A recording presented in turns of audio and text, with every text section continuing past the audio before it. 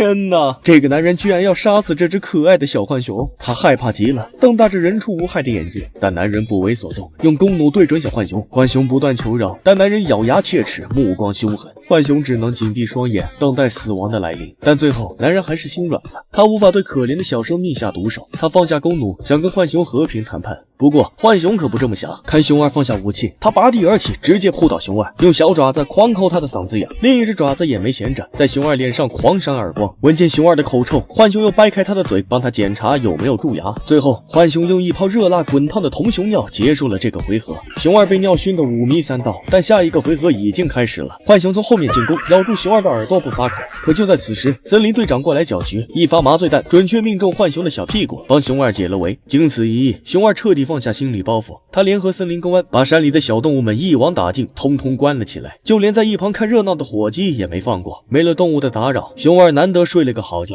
但是等他來到門外，看到空蕩蕩的花園，聽着周圍靜悄悄的，沒有任何生氣，卻怎麼都高興不起來。回到家裡，熊二正為森林慶典的事情頭疼，兒子突然進屋質問熊二為什麼要抓走小動物。熊二解釋說，動物一直在跟開發商作對，必須讓他們安靜幾天。兒子對爸爸的唯利是圖感到十分失望，摔門走人。被兒子誤解，熊二心裡很難過。他其實很善良，就算浣熊差點把他整死，他也狠不下心扣動弓弩的扳機。但家人卻不理解他的苦衷。於是熊二來到關押動物的營地，想散散心。他看到浣熊被關在籠子裡，沒了往日的神氣，正要開口嘲諷，突然熊二卻發現浣熊竟然也有2個孩子。熊二愣住了，他想保護自己的家人，浣熊也何嘗不是如此呢？看着可愛的浣熊寶寶，熊二陷入了沉思。第二天，森林慶典如期舉行，印度土豪前來視察，他對這裡的環境相當滿意，果斷答應給錢。不過土豪有個要求，必須把這裡的動物全部殺掉，減少麻煩。熊二沒想到土豪會如此殘忍，他偷偷來到關押動物的地方，打開了所有的籠子。既然土豪要趕盡殺絕，那就讓他先嘗嘗動物復仇的滋味。在浣熊的組織下，重獲自由的動物們毫不含糊，立馬開啟動員大會，敲定了一條又一條復仇計劃。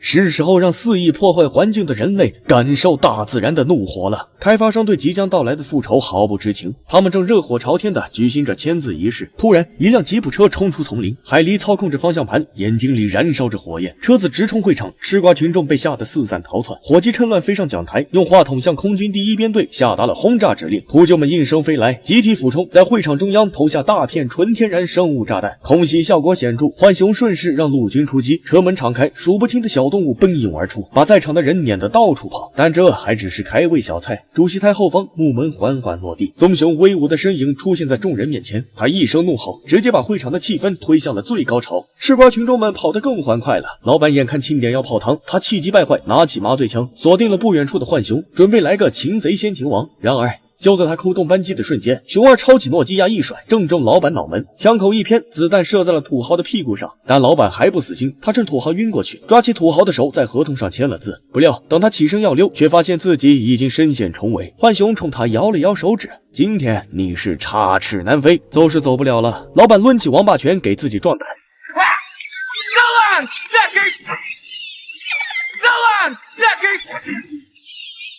然而黑心老板自投羅網，動物們紛紛站進去，把他揍得慘叫連連。森林開發項目泡湯，浣熊和熊二的恩怨也一筆勾銷，他們相視一笑，回歸了各自的家庭。